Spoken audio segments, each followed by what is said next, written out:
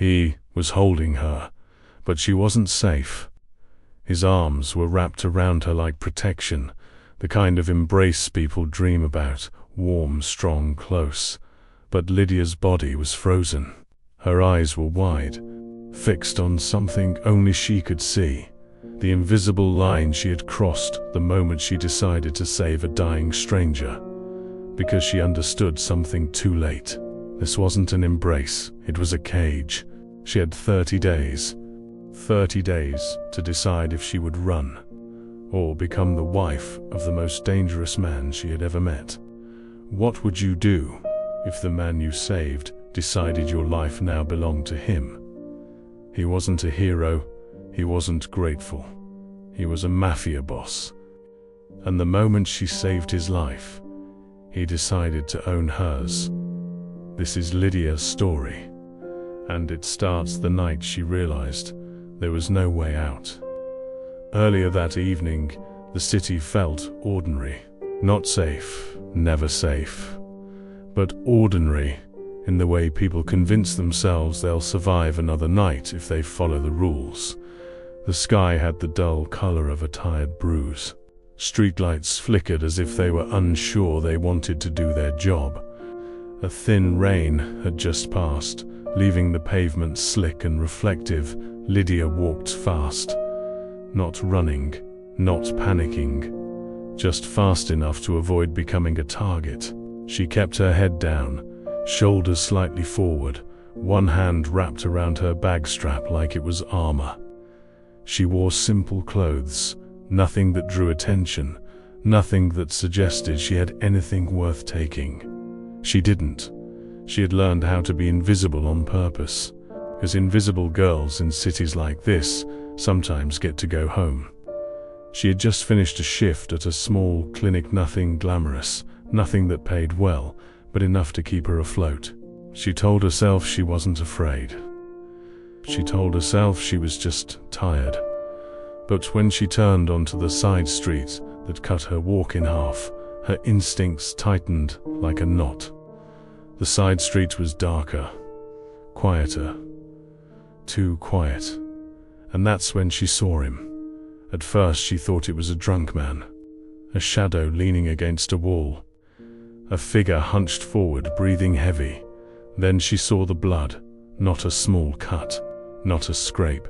Blood dark, soaking through his shirt, streaking his hand, dripping to the ground in slow, steady pulses.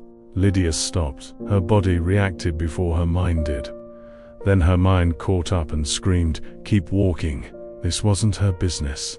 This wasn't her problem. In that neighborhood, stopping for a bleeding stranger wasn't kindness. It was an invitation, a trap, a mistake. She took one step back, and then he looked up. Not begging, not screaming, just looking. His eyes were sharp, even through pain.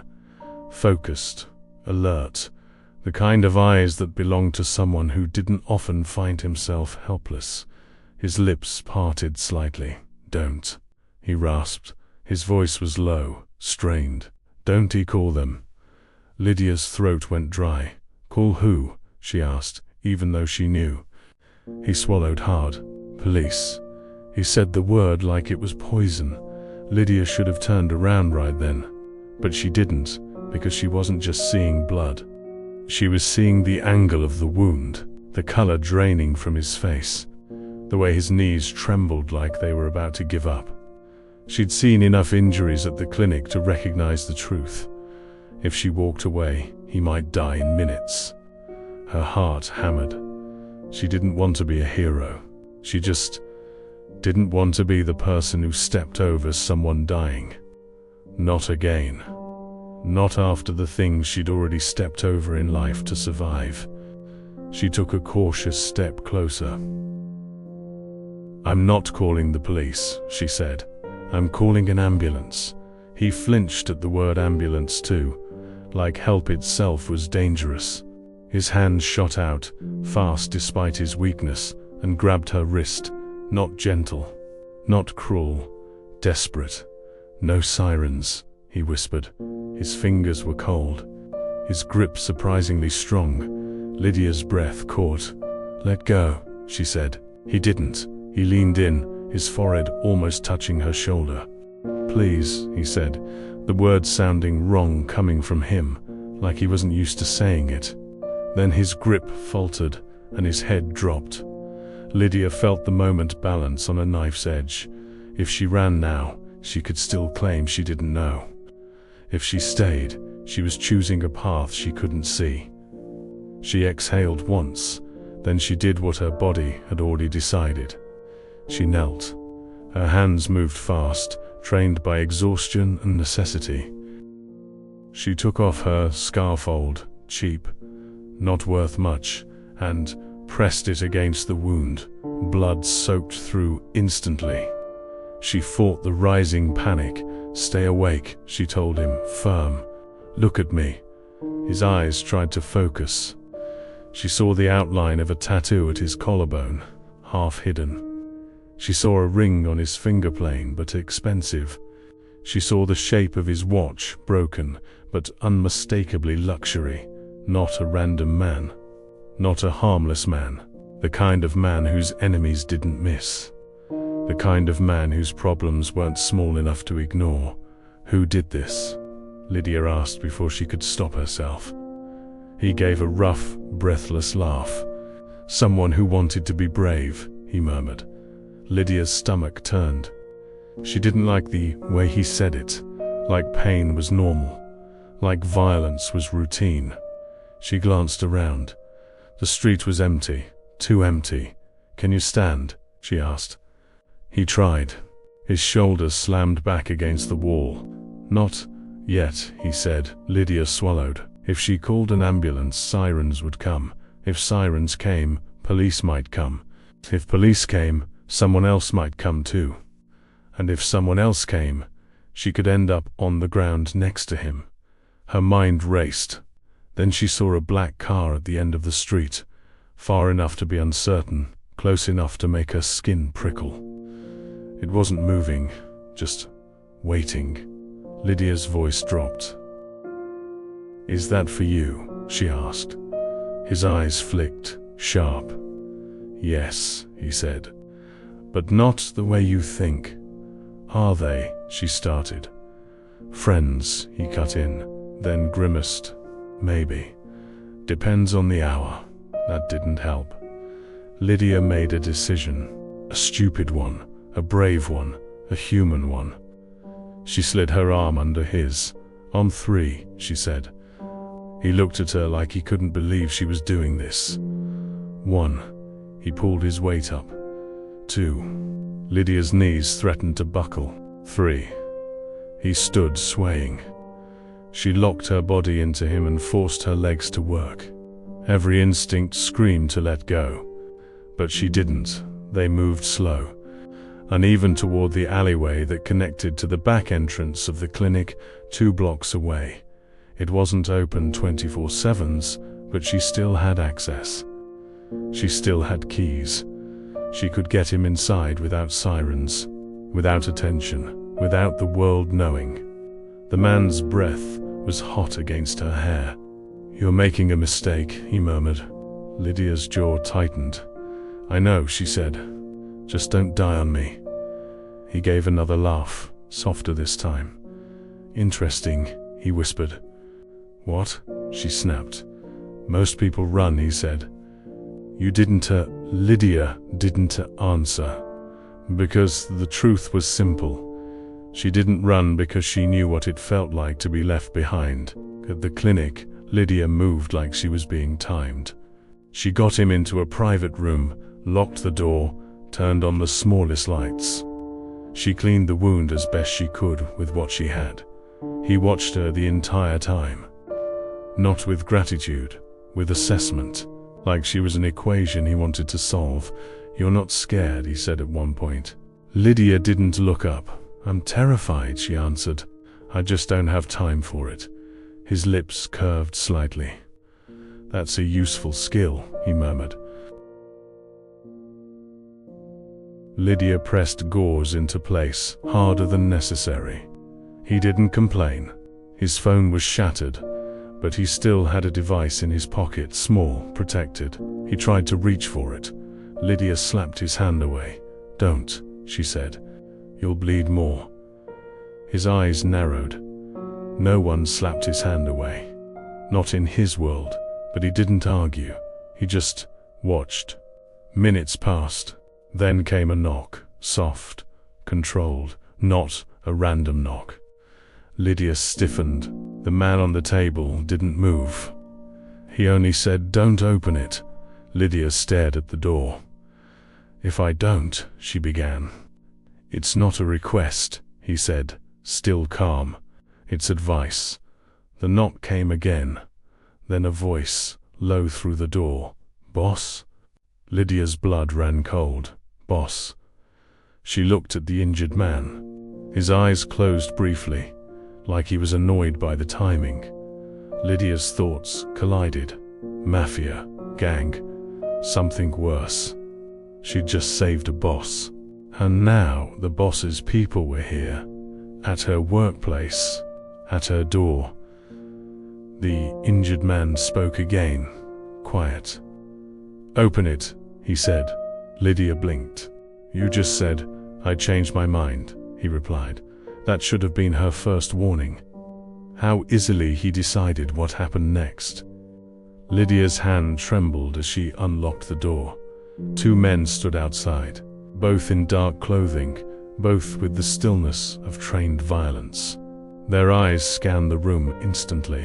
Then they saw him. Relief flickered for half a second, and then discipline returned. One of them stepped forward. "Boss, we've been looking." The injured man lifted two fingers. Silence. The man stopped talking immediately. Lídia felt her throat tighten. This wasn't a normal relationship. This wasn't fear. It was obedience. The injured man looked at Lídia, not thanking her, not apologizing, just looking. Then he said, "She helped me." The man at the door glanced at Lídia like she was an object that had suddenly become valuable. "Understood," he said. Lídia didn't like that word. Understood, like she had become part of an inventory. They moved him quickly, too quickly for someone who had nearly died. A second car arrived, quiet, expensive, windows tinted. Lídia tried to step back, tried to reclaim her life. "I did what I could," she said. "He needs a hospital." The man boss looked at her. "Not tonight," he replied. His voice was stronger now. The pain hadn't made him softer. It had only made him sharper. Lídia frowned. "That wound, I've had worse," he said. Then he leaned closer, just enough for her to smell metal and expensive cologne beneath the blood. "What's your name?" he asked. Lídia hesitated. In that half second, she considered lying. She should have lied, but her mouth betrayed her. "Lídia," he repeated it slowly, like he was tasting it. "Lídia," he said. "Good." He turned away, as if the conversation was over, then paused. "Come with us." Lydia's eyes widened. "No," she said immediately. He looked back at her. The air tightened, not because he shouted, because he didn't have to. "You saved my life," he said. "You're involved now." "I didn't ask to be," she snapped. His expression didn't change. "In my world," he replied, "no one asks."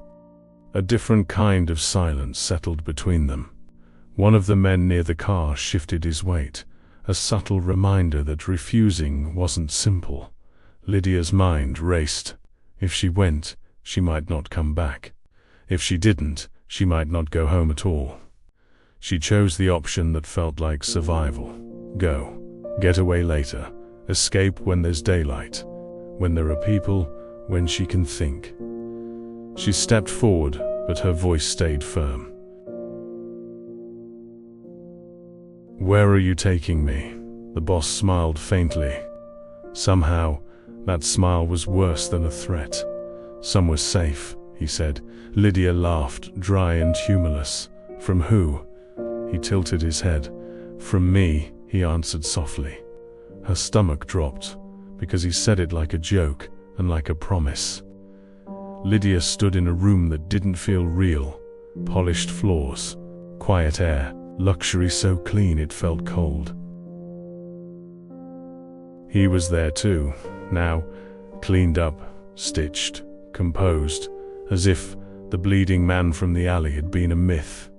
He sat across from her, with the calm of someone who has never been told no, and had it stick. "I want to go home," Lídia said. He nodded, as if he respected the request. "You will," he replied. A pause. "But first, we need to talk." Lydia's hands clenched into fists at her sides. "What do you want?" she asked. He didn't rush. He let the moment stretch until she felt trapped inside it. Then he said, plainly, "A wife." Lídia stared at him, stunned. "You're insane." He didn't deny it. "You have 30 days, he said. 30 days to decide. She felt her breath catch. Decide what? He leaned in slightly, voice quiet, controlled, lethal. "Run," he said, "or marry me. And if I refuse," she whispered. His eyes stayed on hers. "Then you run," he said softly. "And you pray I don't find you." Morning didn't feel like morning in that house. It felt like the world outside had been turned off. No street noise, no neighbors, no familiar rhythm of normal life. Just quiet. The kind of quiet that doesn't calm you. It warns you. Lídia woke up on a bed that wasn't hers, under sheets that smelled expensive, and for half a second she didn't remember where she was. Then she remembered everything at once. The alley, the blood, the cars, the word boss, the calm voice saying "from me." Her body sat up before her mind could argue. The room was beautiful in a way that felt hostile, too perfect, too controlled, too clean. Even the air felt curated. She swung her legs over the side of the bed, and her bare feet met cold marble. A silent reminder. This place wasn't built for comfort. It was built for control. The door opened without a knock. A woman stepped in, older than Lídia, dressed in simple black clothing, hair pulled tight. Not a maid, a supervisor. "You're awake," the woman said, neutral. Lydia's eyes narrowed. "Where's my phone?" The woman didn't flinch. "Safe. That's not an answer. It is in this house." Lídia stood. "I want to leave." The woman looked her over calmly, like she was assessing a situation. "You can't," she said. Lídia felt anger rise like heat. "Then I am a prisoner." The woman held her gaze. "You're alive," she replied. "That's the important part." Lydia's stomach turned. Alive wasn't a gift if it came with a lock. She stepped toward the door. The woman didn't move, but two men appeared in the hallway as if they'd been waiting for that exact step. Not aggressive, just present, like walls. Lídia stopped. The message was clear. You can walk, but only in circles. Lídia forced herself to breathe slowly. Panic makes you stupid. Stupidity gets you killed. She turned back to the woman. "What's his name?" The woman's expression didn't change. "You don't ask questions, you don't need answers." Lídia laughed once, sharp and dry. "He asked me to marry him. I think I need answers." A pause. Then the woman said, "Raphael." The name landed like a cold coin. Raphael. Even the way she said it carried weight, not fear exactly, but certainty. Raphael was not a man you spoke about casually. Lídia tried to keep her voice steady. "Raphael what?" The woman watched her carefully. "You'll call him Moretti," she said. Moretti, Lídia swallowed. She had heard that name before. Whispers in the city, warnings disguised as jokes, stories that ended with people disappearing. She hadn't believed all of them, but she believed them now, because she had seen his eyes, because she had felt how quickly a room obeyed him. because she had been brought here like a decision, not a person. Later that morning, Raphael appeared, not dramatically. No heavy footsteps, no theatrical entrance. He simply walked in like the house itself belonged to his breathing. He wore dark clothes, perfectly fitted. No tie, no jewelry, except a watch that looked like it could buy Lydia's entire life twice. His shoulder was bandaged beneath the shirt, but he moved without discomfort, as if pain was just information. Lydia stood across the living room from him, refusing to sit. Raphael looked at her for a long moment. Then, calmly, "You slept," Lydia's eyes flashed. "I didn't have a choice." "You did," he said. "You could have stayed awake until you collapsed." That was the first thing about him that truly unsettled her. He didn't pretend. He didn't soften reality. He spoke like control was simply the natural order. Lydia tightened her jaw. "Let me go." Raphael's gaze stayed steady. "You saved my life," he said. "I didn't do it for a reward. I know." The way he said "I know" made her feel exposed, like he could read the parts of her she kept hidden. Raphael walked closer, not too close, but close enough to be felt. "I gave you 30 days, he said. "That still stands." Lydia's voice shook, despite her effort. "I'm not marrying you." Raphael didn't react. "Then you run," he replied. "That's not a choice," she snapped. "That's a threat." Raphael tilted his head, slightly. "In my world," he said, "a threat is when you don't know it's coming." He stepped back, as if giving her space. "This is a warning," he continued. "And strangely, it's also mercy." Lydia stared at him. "Mercy?" Raphael's eyes hardened. "There are people who saw you with me," he said. "People who now believe you matter." Lydia's blood ran cold. "To them," Raphael's voice lowered, "to my enemies." Lydia felt the room tilt. So it wasn't only Raphael. It was the entire world connected to him. A world where being noticed was fatal. She forced the words out. "So you're keeping me here to protect me?" Raphael didn't deny it, but he didn't confirm it either. "I'm keeping you here," he said, "because you are now a loose end." The honesty was like a slap. She whispered, "And marrying you fixes that." Raphael looked at her with calm certainty. "Marriage makes you mine," he said, "which makes you untouchable." Lydia's chest tightened. Untouchable but owned. She thought of the hug from the hook moment, arms around her, her body freezing. Protection that feels like prison. Raphael's voice soft, just slightly. "I'm not forcing affection," he said. "I'm forcing structure." Lydia almost laughed. "Structure. That's what abusers call cages, when they want you to stop screaming." She stared at him. "If you're so powerful," she said, "why do you need me?"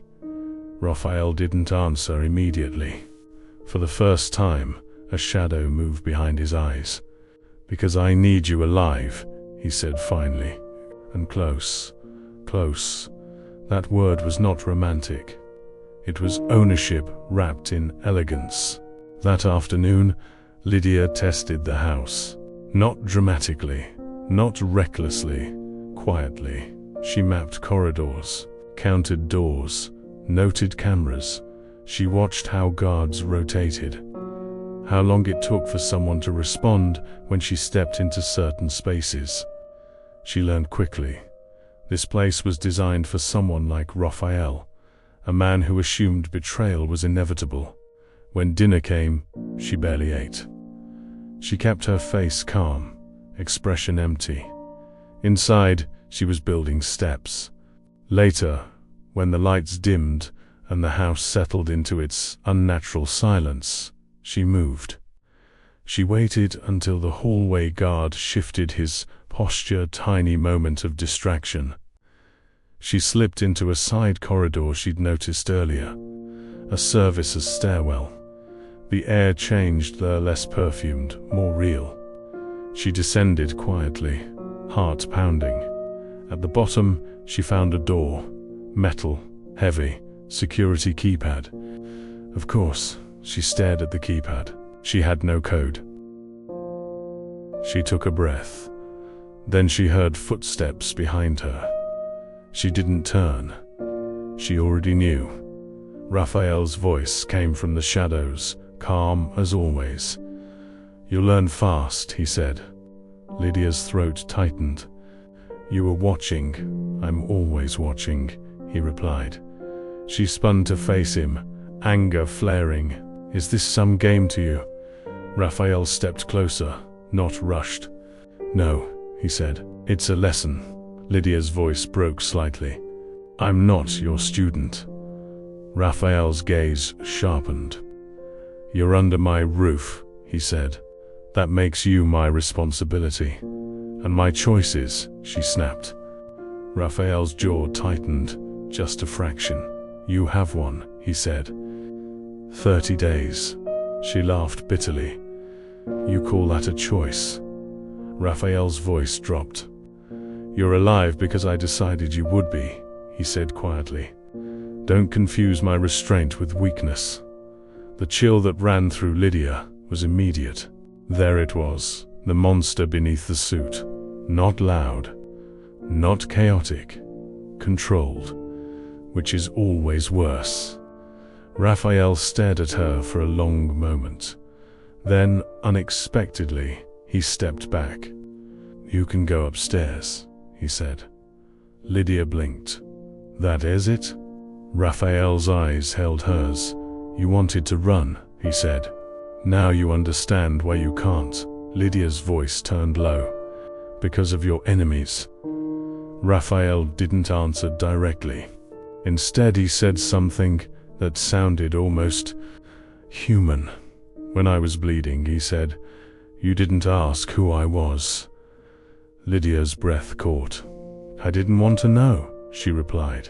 Raphael nodded slowly. "That's why you're still breathing," he said. Lydia stiffened. "So if I'd known, you'd have killed me." Raphael's silence was an answer. Then he spoke. "I wouldn't have wanted to," he said. "But wanting is not the same as doing." Lydia's stomach turned. He could say something like that so calmly, like it was weather. She whispered, "You're insane." Raphael's eyes darkened. "Maybe," he replied, "but I'm honest." Lydia held his gaze. "No," she said quietly, "you're not." Raphael's expression didn't change, but something moved behind it. "What am I lying about?" he asked. Lydia swallowed. "The reason you need me close," she said. Raphael's eyes narrowed slightly. For a moment, only a moment, he looked like a man carrying something heavy. Then he put the mask back on. "You're tired," he said. "Go upstairs." He turned away. But Lydia caught the smallest detail. His hand tightened once at his side, not with anger, with restraint. That night, Lydia didn't sleep. She lay in bed, staring at the ceiling, listening for footsteps. She kept thinking about the way Raphael said responsibility, about the way he said mine, about the way his eyes changed when she accused him of lying. She wasn't just trapped, she was being studied. And somewhere deep in her chest, a quieter fear began to grow. What if escaping wasn't the hardest part? What if the hardest part was what happened after she escaped? Near dawn, she heard shouting. Not in the house, outside. Then the unmistakable sound of a car arriving too fast, tires on gravel, engine cutting, doors slamming. Lydia sat up. Her heart pounded.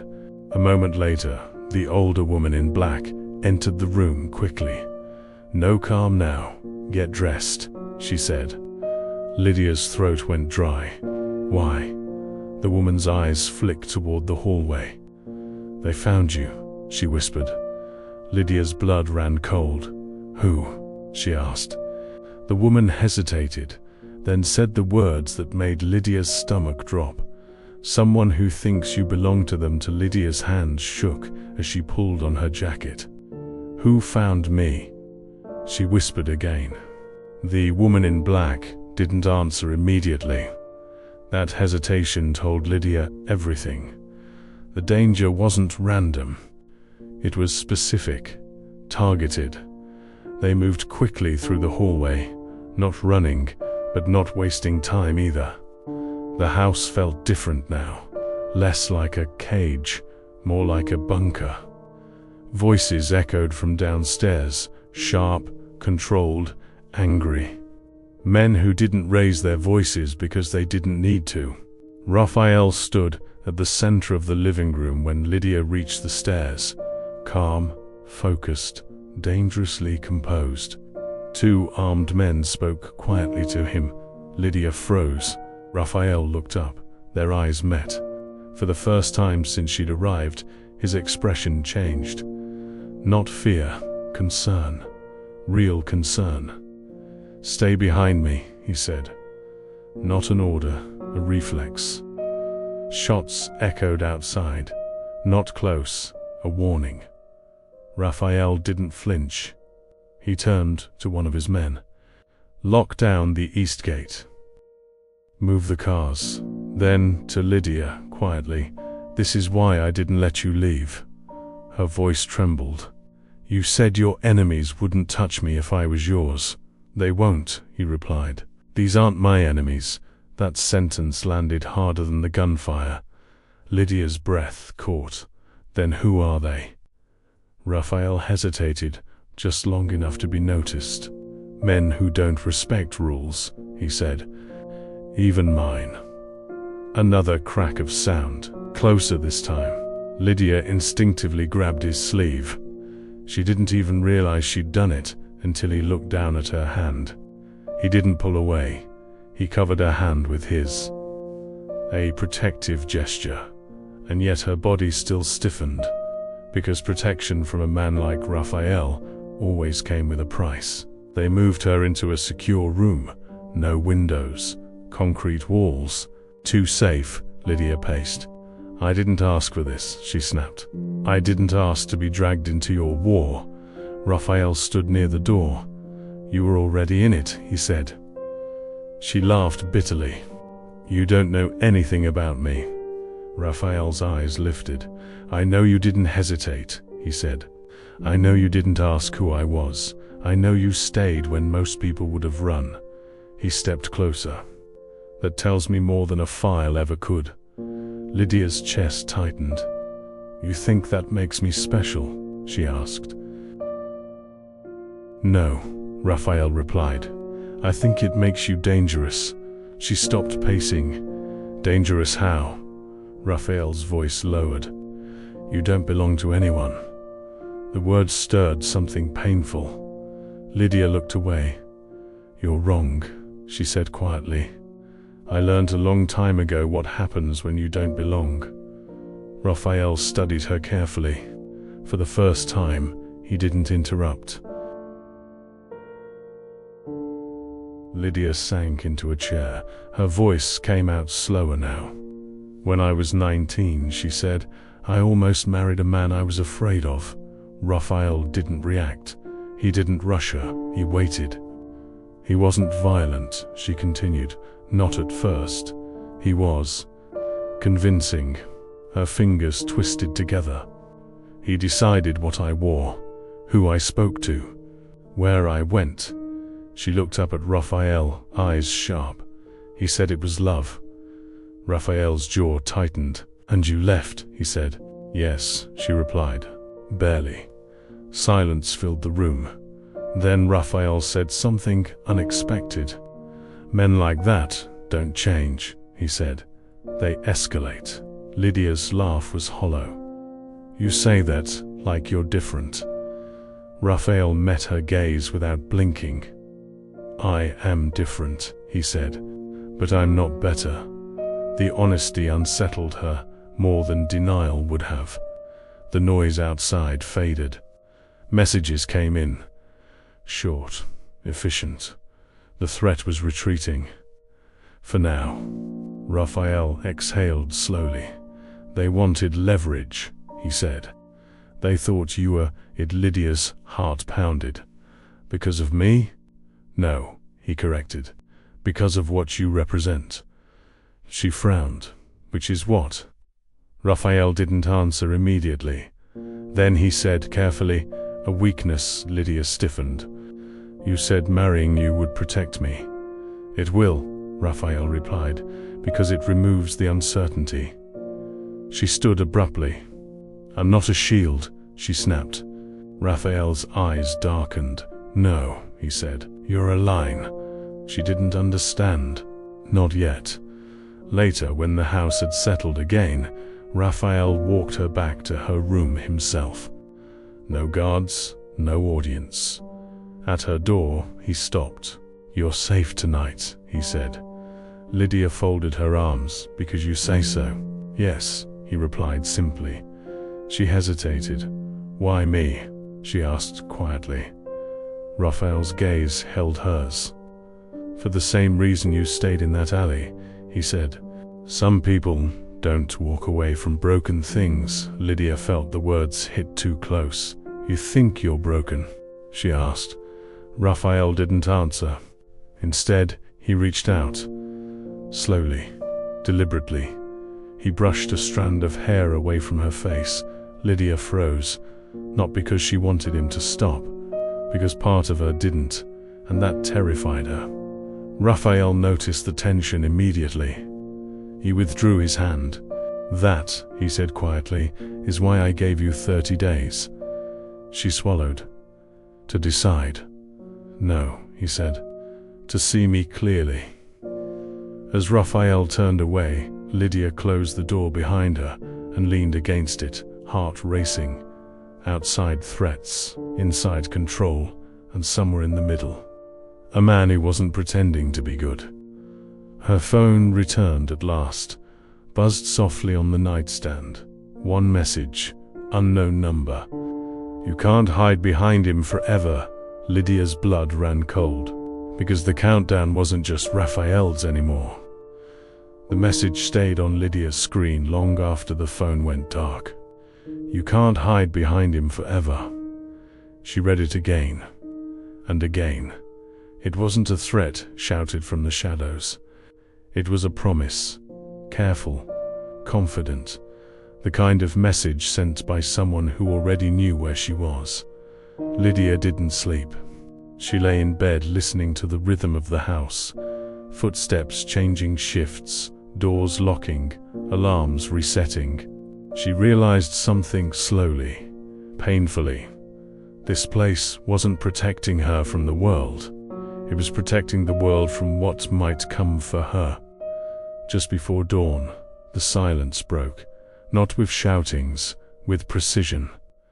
A distant explosion controlled, sharp rippled through the far wing of the estate. The lights flickered, then died. Lydia sat up, heart pounding. Her door unlocked from the outside. Raphael stepped in immediately, already dressed, already armed. Get up, he said. Now. Her voice shook. What's happening? They're testing us, he replied. And they're closer than I expected. Raphael didn't grab her. He guided her, hand firm on her back, steering, shielding. Men moved around them with efficiency born from repetition. This wasn't panic. This was protocol. They descended into a reinforced corridor beneath the house. Concrete, steel, no windows. Lydia felt the walls closing in. You said this wouldn't happen, she said, breathless. Raphael didn't deny it. I said I wouldn't let it touch you, he replied. Gunfire echoed above them, short bursts, muffled but unmistakable. Lydia flinched. Raphael pulled her behind him without hesitation. A bullet struck metal nearby. He didn't look back. In that moment, the truth crystallized. Raphael wasn't pretending to protect her. He was willing to bleed again if it meant she didn't. That realization terrified her more than the danger. Because protection like that creates debts that never disappear. They reached a secure room smaller than the last, deeper underground. Raphael sealed the door himself. For a moment, it was just the two of them. The noise above faded. Lydia's chest heaved. "You said marrying you would make me untouchable," she said. "So why are they still coming?" Raphael's jaw tightened. "Because you're not mine yet," he replied. The words sung heavy between them. Lydia stared at him. "You talk about marriage like it's armor," she said, "but all I hear is ownership." Raphael met her gaze. "In my world," he said, "ownership is protection." Lydia's voice cracked. "In mine, it's a warning." Raphael didn't argue. He stepped closer instead. "You think I don't know what I am?" he asked quietly. "You think I don't see what this costs you?" Lydia swallowed hard. "Then let me go," she whispered. Raphael's eyes darkened. "If I let you go now," he said, "you won't survive the week." A radio crackled on the wall. One of Raphael's men spoke urgently. They breached the perimeter. "Two down. We have visual." Raphael turned away instantly, issuing orders. Lydia watched him transform. The calm man vanished. What remained was something colder, efficient, focused, lethal. She realized something sickening. This wasn't chaos for him. This was home. Minutes later, the radio crackled again. Threat neutralized. Raphael closed his eyes briefly. Not in relief, in calculation. When he turned back to Lydia, there was blood on his sleeve. Not his. She recoiled instinctively. Raphael noticed. "Good. You're afraid of me," he said. "Yes," Lydia replied honestly. "And that scares me more than them." Raphael nodded once. "That fear might keep you alive," he said. Then quieter. "It keeps me controlled."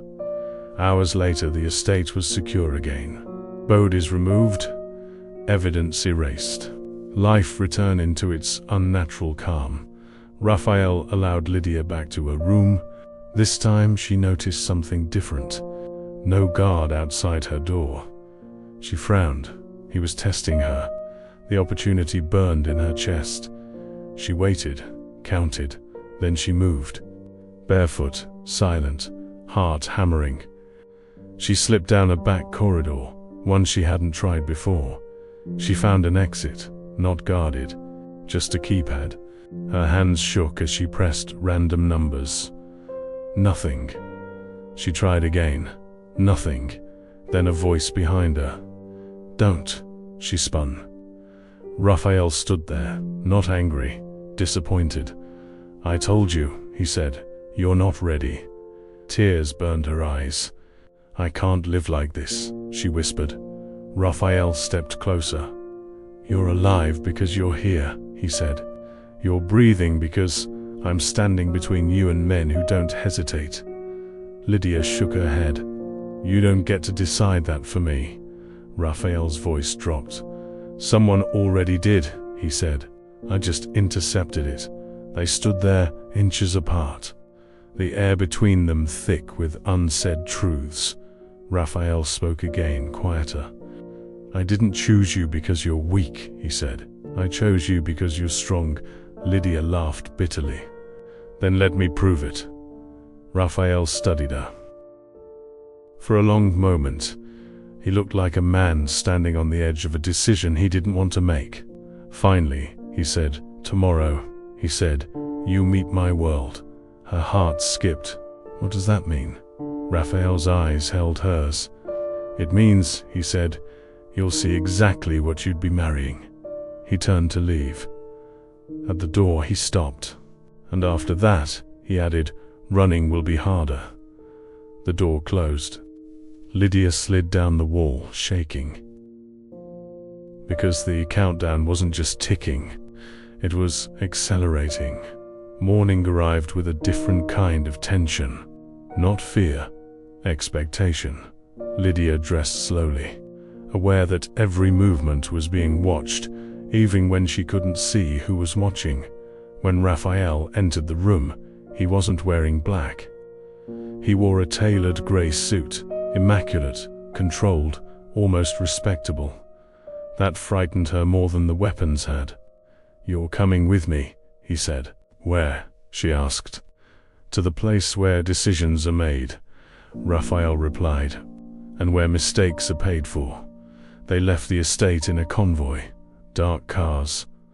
Silent coordination. No sirens. Lídia watched the city change through tinted glass.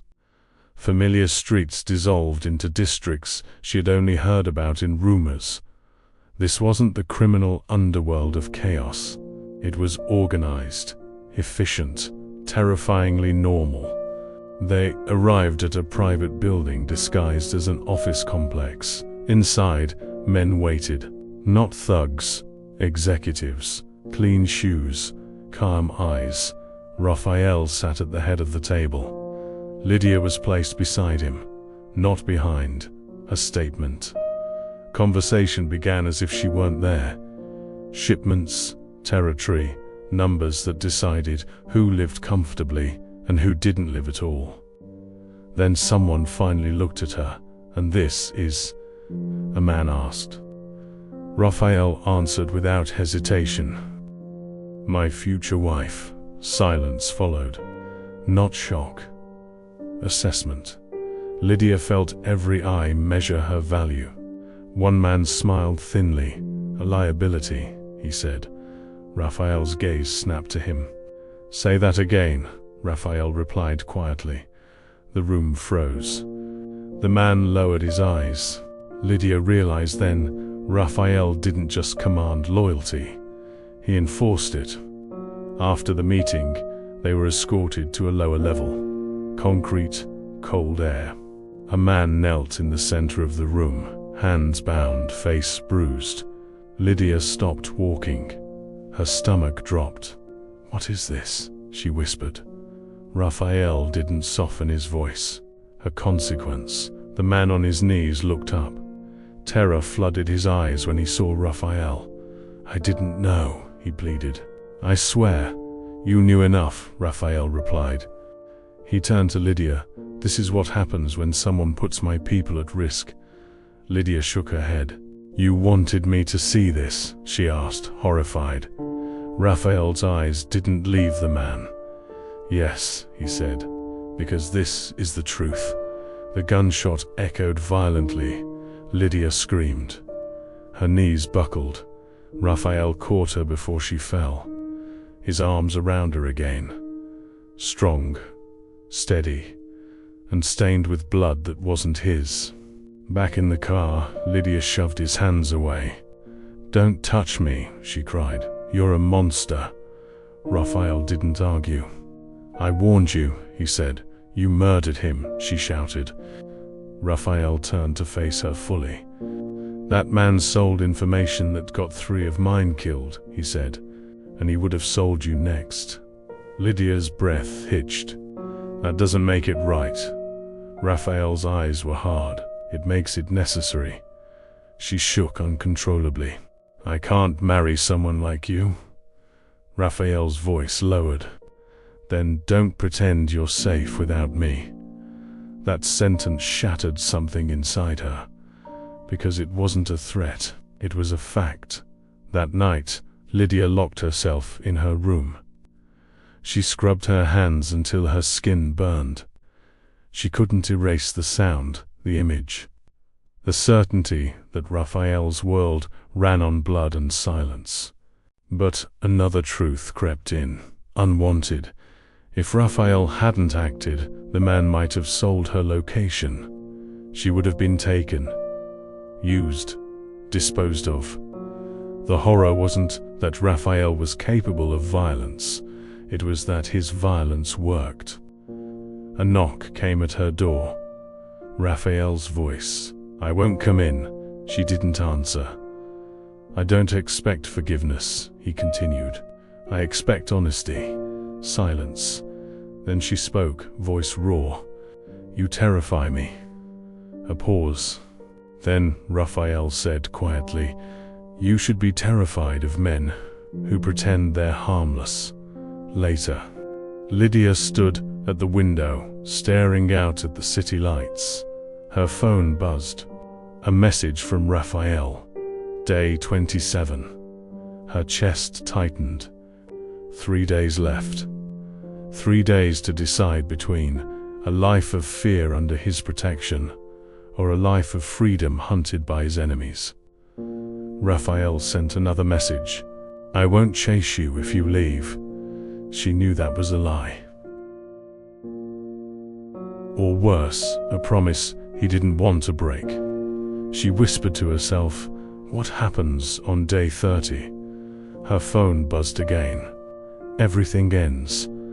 The house was quieter than it had ever been. Not the controlled quiet of guards and systems. A waiting silence, like the pause before something breaks. Lydia sat on the edge of the bed, staring at the floor, counting breaths she didn't feel fully in control of anymore. Day 28. Raphael hadn't come to see her. He hadn't sent instructions. He hadn't watched from the shadows. That absence felt heavier than his presence ever had. She realized something thence, slowly, unwillingly. Raphael wasn't forcing the last step. He was stepping back, and that terrified her more than pressure would have. That evening, the older woman in black knocked softly. "You should eat," she said. Lydia shook her head. The woman hesitated, then did something unexpected. She sat down. "I've known him since he was younger than you are now," she said quietly. Lydia looked up. "He doesn't keep people close," the woman continued. "Everyone near him is either protected or used." "And me?" Lydia asked. The woman held her gaze. "You're neither," she said.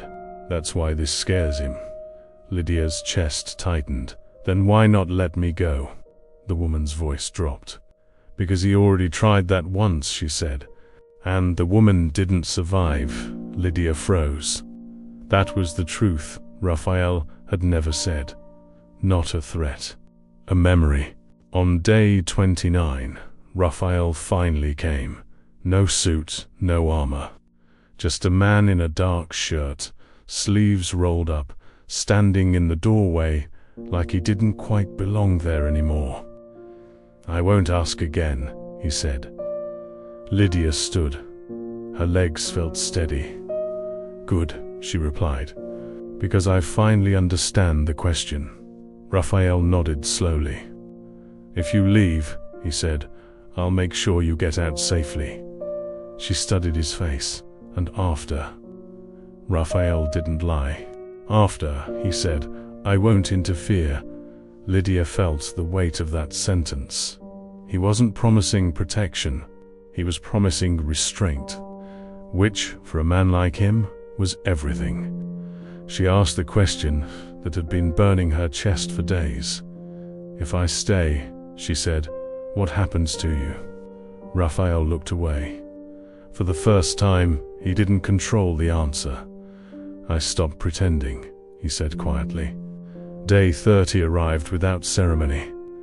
No countdown, no dramatic moment, just sunlight through the window and the knowledge that this was the last morning of her life as she knew it. A car waited outside, engine running, door open, freedom sitting on leather seats. Raphael stood a few steps away, not blocking her, not reaching for her. Waiting, Lydia walked toward the car. Each step felt like tearing something loose inside her. She stopped with one hand on the door, turned back. "You said marriage would protect me," she said. Raphael nodded once. "It would," he replied. "And you said you wouldn't chase me if I left." "Yes." She took a breath, then listened carefully. Raphael's eyes stayed locked on hers. "I won't marry you because I'm afraid," she said. "And I won't run because you scare me." Silence stretched. "I'll stay," she continued, "on one condition."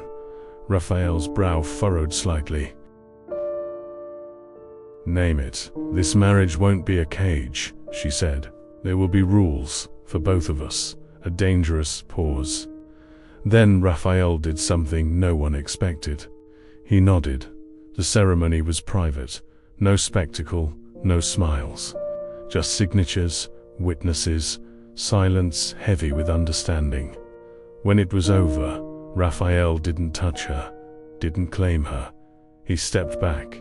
"You're free," he said. Lídia met his gaze. "That's why I stayed." Over the following weeks, things changed. Not magically, not easily, but visibly. Raphael pulled back from operations that crossed lines Lídia refused to accept. Not out of goodness, out of discipline. Because for the first time, someone was watching him, not with fear, but expectation. Months later, Lídia walked alone through the city. No guards beside her, no shadows following. People still whispered, but no one touched her. She had become something rarer than protected. She had become untouchable by choice. Raphael watched from a distance sometimes, never interfering, never controlling, learning restraint the hardest way possible.